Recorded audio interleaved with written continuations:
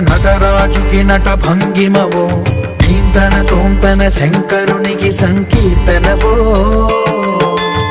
ఈశ్వరుడే అనునిత్యం తనలో తలచుకునే ఓంకారమువో, శివ హృదయం కరిగించే ఆ పంచాక్షరివో.